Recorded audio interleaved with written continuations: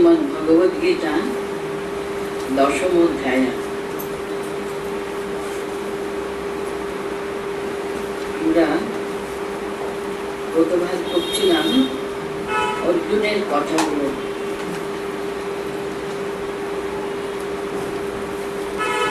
ভগবানের কথাগুলো শুনে অর্জুন একেবারে এমন ভাবে তিনি হয়েছেন, বিমূঢ় প্রাণী গদগদ চিত্ত তিনি ভগবানের প্রতি করে শুনলেন। পরমম বাবা পুরুষম শাশ্বতম দিব্যম আদিদেবম অজম বিভূম ইত্যাদি ইত্যাদি। বলো, ওনার যখন স্তুতিটা শেষ হলো, অর্জুন কি চেয়েছিলেন? আপনি বললেন কথাগুলো ঠিকই, আপনাদের বিভূতি ইত্যাদি গুলো আপনারা জানালেন, কিন্তু তিনি অনুরোধ করছেন। কি অনুরোধ করলেন? ভূয় কথায় তৃপ্তিধি শূন্যত নাস্তি মে অমৃতম। আপনাদের অমৃত কথা আবার আমি শুনতে চাই, কারণ আমার তৃপ্তি হয়নি। তো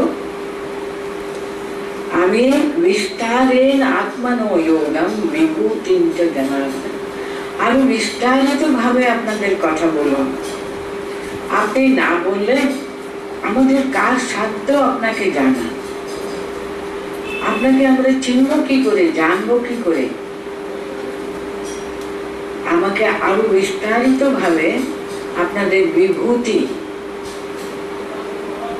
কি করে, জগতের পিছনে প্রত্যেকটি বস্তুর অন্তরে আপনি আছেন, আমাকে আরো বিস্তারিত ভাবে বলবেন। সেটা শোনার পরে ভগবান আরম্ভ করলেন। শ্রী ভগবান ওয়াচ। আমরা প্রথম শ্লোকটা আরম্ভ করেছিলাম গতবার। হন্ততে কথয়িষ্যামি দিব্যাহি আত্মবিভূতয়ঃ প্রাধান্যতঃ কুরুশ্রেষ্ঠ নাস্তি অন্তো বিস্তরস্য মে। খুবই উনি খুশি হয়েছেন, খুশি হয়ে বলছেন, ঠিক আছে, ঠিক আছে বাবা, বলবো আমি। হে কুরুশ্রেষ্ঠ, যেমন তুমি চেয়েছ আমাদের বিভূতি সকল, কিন্তু সবটা বললে তুমি ধারণা করতে পারবে না। তিনি বলছেন প্রাধান্যতঃ বলবো, কারণ তিনি তো অর্জুনকে চিনেন। অর্জুন কতটুকু ধারণা করতে পারেন, কতটুকু তিনি বুঝতে পারেন, সেরকম যেটা প্রধান প্রধান তোমাকে বলি। সবটা বললে তুমি তো ধরতে পারবে না। তার জন্য কারণ আমার বিভূতির নাস্তি অন্তঃ, তার কোনো শেষ নেই। কিন্তু আমার কথা শেষ করে যাবে না বলতে আরম্ভ করলে। তার জন্য তাদের ভিতরে যেটুকু তোমার প্রয়োজন, যেটুকু তোমার উপযুক্ত, যেটুকু তুমি ধারণা করতে পারবে, যেটুকু তোমার সামর্থ্য ধারণা করবার আর কি, সেগুলো আমি বিস্তারিত ভাবে বলবো বলে তিনি আরম্ভ করছেন। অহমাত্মা গুড়াকেশ সর্বভূতাশয়স্থিতঃ অহম আদিশ্চ মধ্যম চ ভূতানাম অন্ত এব চ। হে গুড়াকেশ, শুধু সাধারণভাবে অর্থটা কি? গুড়াকেশ, যার কেশ অতি সুন্দর আর কি, গুড়াকেশ। কিন্তু যথার্থ তার মানে হলো গুড়াক ঈশ্বরা, গুড়াক ঈশা, মানে তিনি নিদ্রাকে তিনি জয় করেছেন। মানে কোনো ব্যাপারে তিনি নিদ্রিত থাকবে না, কোনো ব্যাপারে তিনি অবসন্ন থাকবেন আর কি।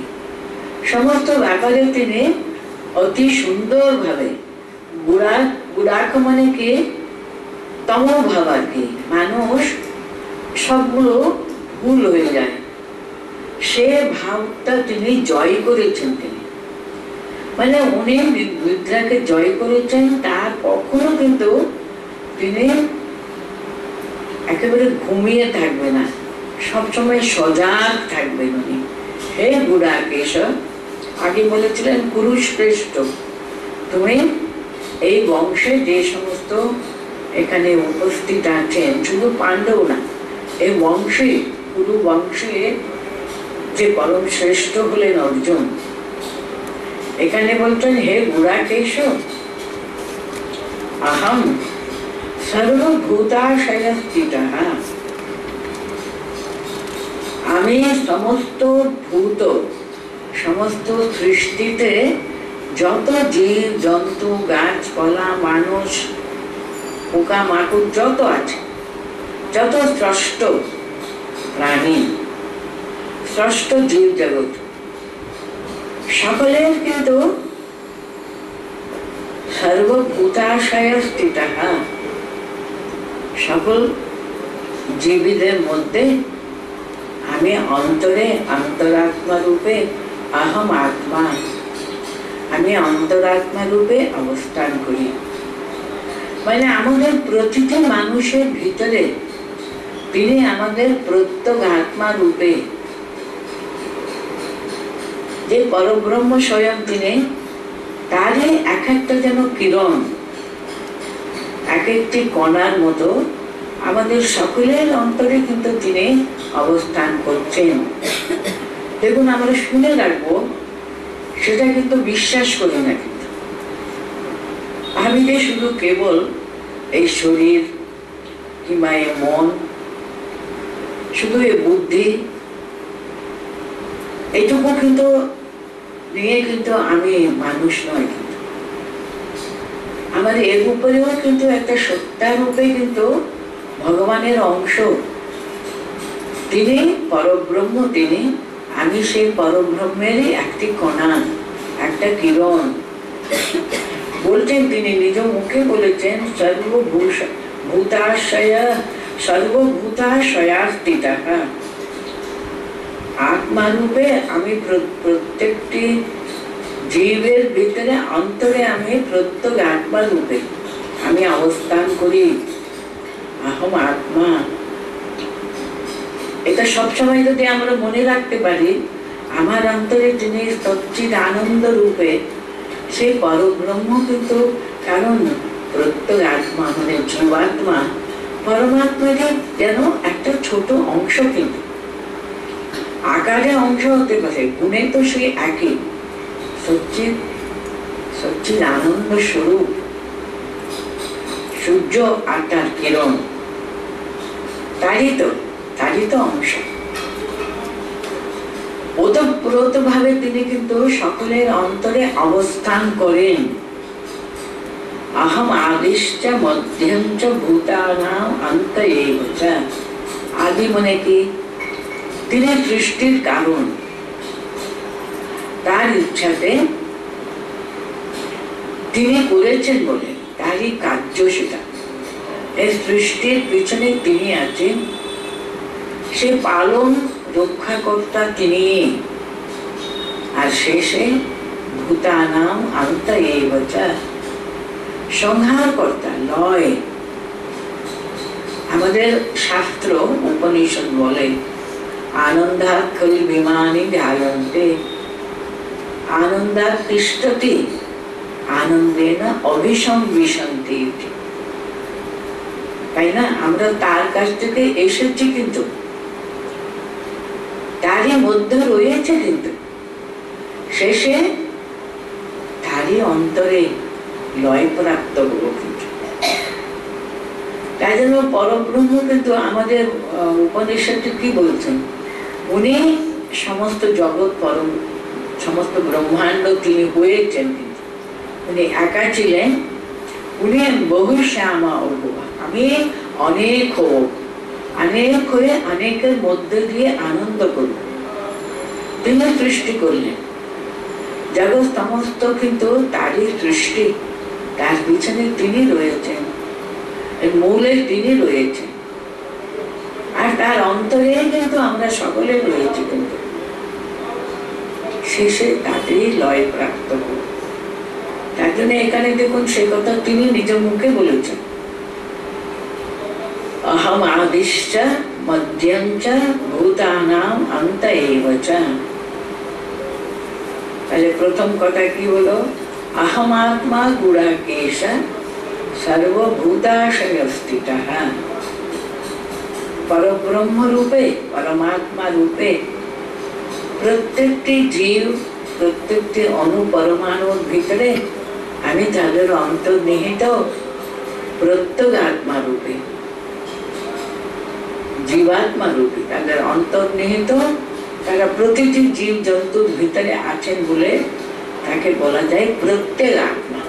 প্রত্যেকটি জীবের ভিতরে অন্তর্নিহিত সেই সত্তা রূপে তিনি রয়েছেন। মানুষের সত্তাটা তাহলে কি হলো?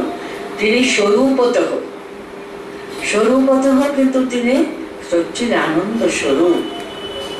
अहम आदिश्च मध्यम च भूतानाम अंत एव च। সৃষ্টিতে তিনি রক্ষাকর্তা, পালন কর্তা, তিনি লালন পালন তিনি করছেন, আর শেষে তিনি তাকে ভিতরে, নিজের ভিতরে ঢুকিয়ে নেন। এত সুন্দরভাবে উপনিষদে একটা বর্ণনা করছেন, যেমন একটা স্পাইডার, স্পাইডারকে বাংলায় কি বলে? এই বিরাট বড় জাল বানায়, এই বাড়িতে বাড়িতে অনেকদিন বন্ধ থাকলে সে ওই পোকা কি করে নিজের ভিতর থেকে নাকি এটা লালা বার করে এত সব জাল বোনায়। তারপরে তার ইচ্ছা না হলে কিন্তু সমস্তকে গুটিয়ে ভিতরে নিয়ে নেবে। বাংলাতে কি বলে আমার মার্কসা, সরি মনে পড়ছিল না। মানকটার সামন অনেক জাল বানায় আর কি। ঠিক তেমনি ভগবান নিজে থেকে, ভিতর থেকে, উনি যে আরেকটা বাইরে থেকে জিনিসপত্র জোগাড় করে, যেমন একটা কুম্ভকার মাটি দিয়ে অনেকগুলো কুম্ভগুলো তৈরি করছেন, তাহলে হাড়ি মণিগুলো তৈরি করেন। বাইরে কোনো জিনিস নিয়ে কি জগৎ তৈরি করেছেন? তাকে এটা নয়, নিজের ভিতর থেকে সব বার করে তৈরি করে তিনিই কিন্তু সবকিছু হয়েছে। আমি বহু হব, তিনি, তার মানে জগৎ এবং তিনি একই বস্তু, কিন্তু তিনি বহু হয়েছে। তিনি বিভিন্ন রূপের অন্তরে ঢুকে পড়েছেন। উনি বলতেন তৎসৃষ্টা তদেব অনুপ্রাবিশৎ। আমি জগৎকে সৃষ্টি করে জগতের ভিতরে প্রবেশ করেছি বলছেন। সমস্ত জগৎ ব্রহ্মাণ্ডকে তিনি সৃষ্টি করলেন, তার ভিতরে অণু কণার ভিতরে তিনি প্রবেশ করলেন। তাই এখানে কিন্তু ওই একই সত্যটা এখানে বলছেন, अहम आदिश्च मध्यम च भूतानां अंत एव च। आदित्यानां अहम विष्णुः ज्योतिषां अहम रविरंशुमान् मरीचिर मरुतामस्मि नक्षत्राणां अहम शशि। এখানে এই অধ্যায়ের নাম হলো বিভূতি যুক্ত, যেখানে তার বিভূতি সবচেয়ে বেশি প্রকাশমান। সহজে আমরা কোথায় তাকে বেশি করে দর্শন করতে পারি? তার প্রকাশটা কোথায় বেশি? সহজে ওই প্রকাশটা আমরা বুঝতে পারবো কোথায়? আদিত্যানাম अहम विष्णु। দেখুন অদিতি দেবতাদের উনি একেবারে মা বলা হয়। অদিতির নাকি 12 জন তার সন্তান, সে আদিত্যগণ বলা হয়। সূর্যে আমি বিভিন্ন আমরা একটা সূর্যকে দেখছি, কিন্তু এই ভূমণ্ডলে নাকি অনেক অনেক সূর্য আছে। আদিত্যগণ। আদিত্যানাম আহম বিষ্ণু। সে 12 আদিত্যের মধ্যে সর্ববেশী প্রকাশমান, যেখানে ভগবানের বিভূতি সবচেয়ে বেশি প্রকাশ পায়, সেটা হলো বিষ্ণু। আদিত্যানাম আহম বিষ্ণু। জ্যোতিষাম রবির অংশমান। জ্যোতিষাম মানে কি? খুব প্রকাশ হচ্ছে আর কি, জ্যোতিষ স্বরূপ, খুব অত্যন্ত প্রকাশ যেখানে আমরা দেখতে পাই, সেই সূর্য আর কি। অংশমান রবিহি, এত কিরণ। সূর্য যখন মধ্যাহ্ন যখন মাথার উপরে থাকেন, তার দিকে তাকিয়ে দেখা যায় না, কারণ এত প্রকাশমান তিনি। অংশমান মানে এত কিরণ সমূহ তার। অংশমান রবিহি, জ্যোতি প্রকাশক বস্তুগুলো আর কি, তার মধ্যে আমি সেই কিরণ রাশি সংযুক্ত সে রবি, সে আমি। মরিচের মরুতামস্মি। মরুদ্গণ আছে, 7টা নাকি মরুদ্গণ আছে, 7। দেখবেন এটা ইন্দ্র হলেন এইসব মরুদ্গণকে কন্ট্রোল করে নাকি। যখন ঝড় উঠবে, এইরকম খুব প্রচন্ড ভাবে যখন ঝড়, তার নাকি এরকম 7 টাইপ অফ মরুদ্গণ আছে, তাদের মধ্যে আমি মরিচি বলছেন। আর নক্ষত্রানাম আহম শশী। আকাশের দিকে রাত্রিবেলা আমরা অনেক দূরে আছি, পৃথিবী বহু বহু বহু দূরে আছে, তার জন্য অনেক নক্ষত্রগুলোকে আমরা দেখি খুব ছোট ছোট ছোট ছোট ছোট করে। তাদের মধ্যে সবচেয়ে বেশি প্রকাশক কে? সে হলো চন্দ্রিমা। সেটা যেহেতু আমাদের খুব কাছে আছে, যেমন সূর্য তার আলো যেমন প্রখর, তাপটা কত বেশি, অথচ চন্দ্রেরও তাপ আছে, চন্দ্রেরও আলো আছে, কিন্তু কত সে ঠান্ডা সুন্দর। সে আলো পরিপূর্ণভাবে কিন্তু সে রাত্রিবেলা, পূর্ণিমা রাত্রি কিরকম ভাবে সমস্ত পৃথিবী যেন আনন্দে হাসছে, সেই পূর্ণিমা রাত্রির আলো আর 12টার সময়কার চন্দ্র, দুটো কিন্তু প্রকাশমান। একটা কি প্রখর, আর একটা কি ঠান্ডা আর কি। এই সবাইয়ের ভিতরে কিন্তু আমার বিভূতি, আমার প্রকাশ, ভগবানের অংশ, ভগবানের প্রকাশ, এইসব বস্তুর ভিতরে অনেক বেশি। সেই কথাই এখানে বেশি কথা বলছে। আদিত্যানাম আহম বিষ্ণু। জ্যোতিষাম রবির অংশমান। মরিচি মরুতম মাসমি। মানে মরুদ্গণের যে শক্তি জানেন, এমন ভাবে সেই ভাগবতে এক জায়গাতে আছে, যখন গোবর্ধনকে ভগবান হাতে তুলে ধরলেন না, প্রচন্ড বৃষ্টি, ইন্দ্র নাকি, ইন্দ্রের পূজা বন্ধ হয়েছিল বলে ইন্দ্র নাকি রেগে গিয়ে উনি বকুলকে ভাসিয়ে দেবেন। এমন বৃষ্টি, এমন ঝড়, একেবারে তারা অত্যন্ত বিপদগ্রস্ত। তো যখন ভগবান সে পুরো গোবর্ধনকে উঠিয়ে দিলেন, কত শত শত মাইল সেই গোবর্ধন পাহাড়, কিন্তু সেই পাহাড়টা উনি সব শুধু উঠিয়ে দাঁড়িয়ে দিলেন। একটা আঙুল নিয়ে উনি দাঁড়িয়ে দিলেন, একটা পাহাড়টাকে তো আঙুলে ধরে। তার তলায় কিন্তু সমস্ত গরু বাছুর সব মানুষ সকলে তাদের জিনিসপত্র যেটুকু ছিল নিয়ে আসতে পারে, নিয়ে এসে সবাই ওখানে আশ্রয় নিয়েছিল। কিন্তু আরো লেগে গেছেন, তখন তার সমস্ত মরুদ্গণকে নিয়ে এসে এমন ভাবে উনি ধাওয়া করছেন, কিন্তু কেউ কিচ্ছু করতে পারে। এত বড় পাহাড় তো, আপনারা এখানে কেউ যদি গোবর্ধন পাহাড় বলে যদি প্রদক্ষিণ করে থাকে, ওরা বুঝতে পারে সারাদিন হেঁটে হেঁটে হেঁটে হেঁটে প্রদক্ষিণ করা যায় না, কিন্তু এত বিরাট বড় পাহাড় তো সেটা প্রদক্ষিণ করে যারা বৃন্দাবনে বাস করতে যায়। এটা হলো একটা তীর্থের একটা অঙ্গ, কিন্তু ওই পাহাড়টা প্রদক্ষিণ করে আর কি। তখন বোঝা যায় এই গোবর্ধন পাহাড় দেখতে তো খুব একটা উঁচু নয়, কিন্তু পাহাড়ের বিস্তার আর কি এত বিরাট।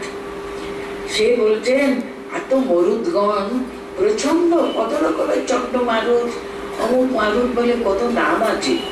এই 7টা একেবারে মরুদগণ, উনি সকলকে নিয়ে এসে ওই পাহাড়টা একেবারে নাড়াবার চেষ্টা করেছিলেন, কিছু হলো না। শেষে উনি এসে শরণাগত হলেন, বন্ধ করলেন। উনি যখন শ্রীকৃষ্ণের শক্তিটা বুঝলেন ইত্যাদি ইত্যাদি ভাগবতে আছে। এখানে বলছে এটা মরুদগণ, মরুদগণের ভিতরে মরীচি হলেন, মরীচি মরুতামস্মি, মরুদগণের মধ্যে আমি মরীচি, নক্ষত্রানাম আহম। তাহলে কি হলো? আদিত্যানাম আহম বিষ্ণু, জ্যোতিষাম রবি অংশমান, মরীচির মরুতামস্মি, নক্ষত্রানাম আহম শশী। পরেরটা পড়ি, বেদানাম সামবেদোস্মি, দেবানাম अस्मि वासवः, इंद्रियाणां मनश्चास्मि, भूतानां अस्मि चेतना। কি সুন্দর ভাবে সংস্কৃত, এতটুকু কিন্তু এখানে কঠিন নেই। দেখুন, বেদানাম সামবেদোস্মি, চতুর্বেদ আছে তো, আমাদের শাস্ত্র হলো এই চতুর্বেদে 4টে বেদ। কি সেই 4টে বেদ? यजुर्वेद, सामवेद, ना प्रथम हलो ऋग्वेद, यजुर्वेद, सामवेद, अथर्ववेद। तार भितरे उনি सामवेदকে কেন ওখানে আমার বিভূতি সবচেয়ে বেশি আছে বলছেন?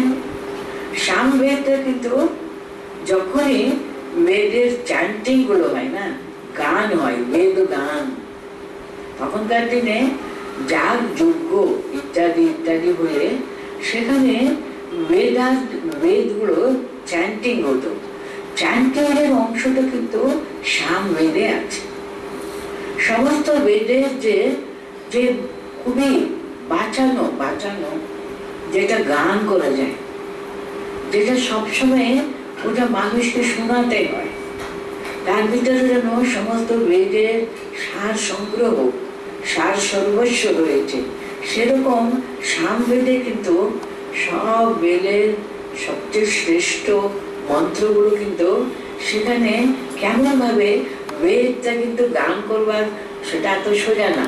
ওখানে কোথায় উঠতে হবে, কোথায় সুরটা নামাতে হয়, সেখানে সব স্ক্যান করা, এই সামবেদে সবগুলো আছে। তার জন্য সামবেদে এই চতুর্বেদের যে সর্বশ্রেষ্ঠ বাছাই করা আর দি বেস্ট সমস্ত মন্ত্রগুলো কিন্তু সেখানে সংগ্রহীত আছে। শুধু তা না, সেটাই কিন্তু সবসময় বেদ গান রূপে সবসময় বেদ মন্ত্র উচ্চারিত হয়, বেদিক চ্যান্টিং বলে করা হয় না, সেই বেদ গানগুলো কিন্তু সব সামবেদ থেকে করা হয়। যে কোনো যাগযজ্ঞ হলে এই বৈদিক গণ বসে এই বেদ গান করে, সেটা সামবেদ থেকে করা হয়।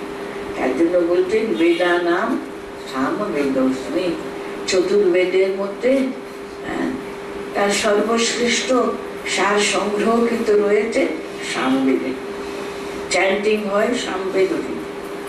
দেবানাম अस्मि वासवः, মানে ইন্দ্রের ভিতরে, ইন্দ্র হলেন দেবেন্দ্র, দেবতাদের রাজা আর কি, তার ভিতরে অনেক বেশি জ্ঞান, অনেক বেশি তার ভিতরে ভগবানের প্রকাশ। আর সেই দেবেন্দ্র ইন্দ্র হলেন দেবতার ভিতরে শ্রেষ্ঠ আর কি। আর ইন্দ্রিয়ানা মনস্তাস্মি, দেখুন আমাদের পঞ্চ জ্ঞানেন্দ্রিয় আছে, পঞ্চ কর্মেন্দ্রিয় আছে, তাই না? মন বুদ্ধি এসব মিলে তো আমাদের এই সব ইন্দ্রিয় সমূহ। কিন্তু প্রত্যেকটি ইন্দ্রিয় কিন্তু, যেমন আমাদের চোখ, চোখকে যে দেখলো বাইরে কি কি আছে সব, সেই নাড়ুগুলো আমাদেরকে ভিতরে সব বলে দিল এই এই এই এই আছে। কিন্তু তার সঙ্গে যদি মন যদি যুক্ত না থাকলো, তাহলে কি আমরা সেটা দেখলাম যে সেটা আমি গ্রহণ করতে পারি? হ্যাঁ, কিছু তো গ্রহণ করবো না। তো কান আছে ঠিকই, কানের ভিতরে যে শব্দগুলো, আমার যদি মন যদি সম্পূর্ণ একাগ্র থাকে, ওই শব্দগুলো আমি শুনতেই পাবো না। পাশে দিয়ে কত কি হয়ে যায়, আমরা শুনতে পাবো কি? স্বামীজি একবার নাকি আমেরিকাতে এই একাগ্রতার উপরে উনি লেকচার দিচ্ছিলেন আর কি। আপনারা হয়তো পড়েছেন এটা স্বামীজির জীবনীতে। উনি বলছেন সত্যি সত্যি মনঃসংযোগ মানে কি, ওটা ওদের বোঝাচ্ছিল। এমন মনঃসংযোগ করতে পারো তুমি, তোমার পাশ দিয়ে যত কি ঘটে যাক না কেন, কিন্তু ওই মনটা তুমি সম্পূর্ণভাবে অন্যদিকে যদি ওখানে একাগ্র করে থাকো, তাহলে তোমার যতই হোক না কেন তুমি একদম কিছু বুঝতে পারবে না। সেরকম একাগ্রতা কিন্তু প্রত্যেকটি মানুষকে অর্জন করতে হবে। ইত্যাদি ইত্যাদি বলছিলেন। সে ওখানে যে কয়েকজন ছেলেগুলো শুনেছিল এমনি নাকি ওরকম একাগ্র উনি করবার ক্ষমতা ওর আছে। একদিন তাদের গ্রামে স্বামীজিকে নিয়ে গেছে, একটা উঁচু করে একটা কাঠের কিসব পেটে দিয়ে ওর উপরে উঠে দাঁড়িয়ে স্বামীজি লেকচার দেবার ব্যবস্থা করে দিয়েছে। উনি লেকচার দিচ্ছেন আর তার কানের দুপাশ দিয়ে কত যে গুলি ছুটছে ওরা, পরীক্ষা করবে আর কি স্বামীজিকে সত্যি সত্যি উনি শুধু লেকচারই দেবেন, নিজে ঠিক ঠিক সেরকম কি কনসেন্ট্রেশনের কথা উনি মুখেই বলেন, নিজের কি আছে সেটা পরীক্ষা করে নিল আর কি। কিন্তু স্বামীজি ধীর স্থির ভাবে তিনি যা বলছিলেন তাই বলতে চলবে না। এতটুকু উনি বিচলিত হননি, এতটুকু বিচলিত। এই যে একাগ্রতা, মন যদি না যুক্ত থাকে আমাদের ইন্দ্রিয়ের সঙ্গে, আমরা কি অবহিত হব? ইন্দ্রিয়ানাম মনশ্চাস্মি ভূতানাম अस्मि চেতনা। এই যে মানুষ যে কোনো ভূতানাম মানে কি জীবীদের ভিতরে কনসিয়াসনেস আর কি। হ্যাঁ, ওদের প্রাণ আছে, মানুষ প্রাণটা কি ওদের ও কনসিয়াস হচ্ছে আর কি, একটু চেতনা ফিরেছে, মানে সেটাই হলো সবচেয়ে প্রধান। জ্ঞান ফিরেছে বলে না আমরা, এই জ্ঞান শক্তি আর কি। চেতনা হলো মানুষের একেবারে প্রধান শক্তি আর কি। তার জন্য এখানে বললেন যে প্রধান জিনিসের ভিতরে ভগবানের যে সে ঐশী শক্তি, ঈশ্বরের যে ঐশী শক্তি প্রকাশটা কোথায় বেশি করে আমরা অনুভব করতে পারি, সেটা এখানে উনি বর্ণনা করছেন।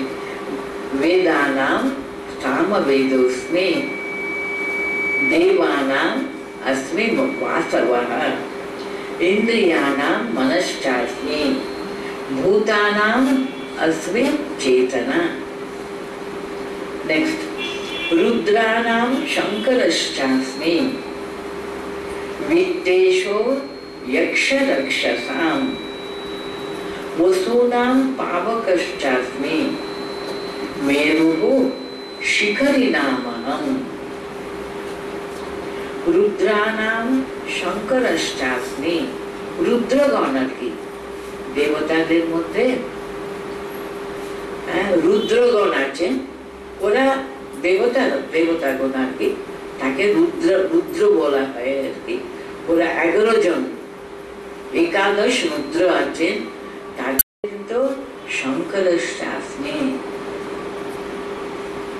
শঙ্কর নামে যে রুদ্র, রুদ্রগণের মধ্যে শঙ্করের ভিতরে, আমার শঙ্কর তো ভগবান শিবেরই তো একটা নাম, শঙ্করের ভিতরে ভগবানের ওই ঐশী শক্তির সবচেয়ে বেশি প্রকাশ। বিদ্বেষো যক্ষ রাক্ষসাম, দেখুন যক্ষগণ দেবতাদের ভিতরে, যে স্বর্গে যারা বাস করে তাদের ভিতরে যক্ষগণ আর রাক্ষসগণ। যক্ষ রাক্ষসাম, যক্ষ রাক্ষসার ভিতরে তাদের রাজা আর কি কুবের, তার মধ্যে কিন্তু ভগবানের সে প্রকাশটা অনেক অনেক বেশি হয়েছে। রুদ্রানাম শঙ্করশ্চাস্মি, একাদশ রুদ্রগণ, তাদের মধ্যে শঙ্কর নাম যে রুদ্র, তার ভিতরে সে রুদ্র শক্তির যে সবচেয়ে বেশি প্রকাশ। বিদ্বেষো যক্ষ রাক্ষসাম বসূনাম পাবকশ্চাস্মি, অষ্টবসু, অষ্টবসুগণ, তারাও কিন্তু একটা দেবতাদের ভিতরে তার দৈবী শক্তি সম্পন্ন বসুগণ, ওরা 8 জন আছেন। সেই বসুর অংশে কিন্তু আপনাদের আশা করি মনে আছে, ভীষ্ম জন্মেছিলেন সে বসুদেরই একটা অংশ, অষ্ট বসুদের ভিতরে তিনি একটা বসুর অংশ, তার জন্ম হয়েছিল বলে। বসু নাম পাবকশ্চাস্মি, পাবক নামে যে শ্রেষ্ঠ বসু আছে, সে বসু বলেন ভাগবতী শক্তির সবচেয়ে বেশি প্রকাশ সেখানে। শিখরী নাম আহম মেরু, সুমেরু পর্বত বলে যে পর্বত নাকি কোথায় সমুদ্রের ভিতরে আছে, সমুদ্র জগৎকে ধরে আছে। পৌরাণিক কাহিনীর আমরা পাই সুমেরু পাহাড় বলে, কিন্তু জিওগ্রাফিতে কোথাও ভূগোলে আপনারা পাবে না কোথায় যে সুমেরু পর্বত আছে, কিন্তু এটা পৌরাণিক কাহিনীর মধ্যে আমরা সুমেরু পর্বতের কথা পাই। সুমেরু শিখরের উপরে দেবতারা, দেবতাদের বাসস্থান ইত্যাদি ইত্যাদি কত কাহিনী আমরা পুরাণে পাই। বসু নাম পাবকশ্চাস্মি মেরুহু শিখরী নাম মহম, শিখরদের ভিতরে উচ্চ, অত্যন্ত উচ্চ শিখরদের ভিতরে সুমেরু শিখর হলো, সুমেরু পাহাড়ের শিখর হলো সেখানে শ্রেষ্ঠ, তার শ্রেষ্ঠত্ব মানে সেখানে ভাগবতী শক্তির প্রকাশটা বেশি, তার বিভূতি বেশি, তার জন্য বলছে রুদ্রানাম শঙ্করশ্চাস্মি বিদ্বেষো যক্ষ রাক্ষসাম বসূনাম পাবকশ্চাস্মি মেরুহু শিখরী নামহম। পুরোদশাঞ্চ মুখ্যম মাম বিদ্যে পার্থ বৃহস্পতিম সেনানীনাম अहम स्कंदः सरसामस्मि सागरः। पुरोदशांच मुख्यम माम विद्धि पार्थ बृहस्पति। हे पार्थ, पार्थ के उन्हें उद्देश्य করে বলতেন মাম পুরোদশাঞ্চ মুখ্যম বৃহস্পতি বিদ্ধি। বৃহস্পতি হলেন দেবতাদের পুরোহিত, পুরোদশা মানে পুরোহিত গণ, যারা ভগবানকে আরাধনা করবার জন্য সাহায্য করে আর কি, পৌরোহিত্য। তখনকার দিনে না পুরোহিতের কত বড় একটা স্থান ছিল আপনারা জানেন। রাজা পুরোহিতগণকে সবসময় কনসাল্ট করে কিন্তু অনেকগুলো তার ডিসিশন গুলো নিতেন। রাজ পুরোহিত মানে তিনি মন্ত্রীদের উপরেও কিন্তু তার স্থান ছিল বেশি, কারণ তিনি কত গণনা করতে পারেন সমস্ত সময়টা কোনটা ভালো মন্দ ইত্যাদি ইত্যাদি, তার মানে নক্ষত্রগুলো কোন দিকে, তার কি হবে না হবে, তার ভূত ভবিষ্যৎ সবকিছু তো তারা সব জানতো কিনা। তখনকার দিনে পুরোহিত গণের যে কত শক্তি ছিল, তাই না? তার সেই পুরোহিত ইনি হলেন বৃহস্পতি, হলেন দেবতাদের পুরোহিত। যেমন শুক্রাচার্য হলেন, পুরাণে এইসব কথাগুলো আছে আর কি, পুরাণ দানবদের কে ছিলেন পুরোহিত? শুক্রাচার্যকে তারা বলে দানবদের পুরোহিত হয়ে।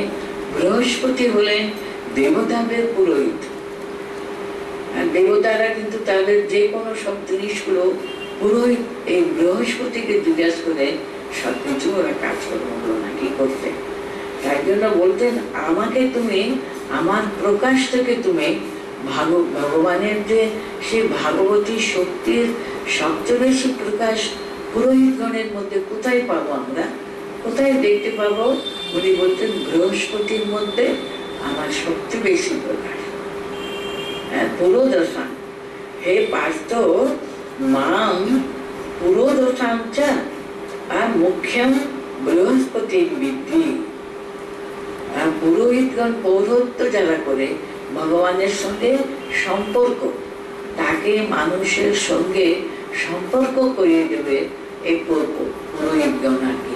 এত তাদের শাস্ত্র সম্পর্কে তাদের জ্ঞানটা এমন একেবারে দৃঢ় সুদৃঢ় ছিল না। যারা ভগবানের কথা তার শক্তিটা টেনে তারাই কিন্তু মানুষের সঙ্গে যুক্ত করে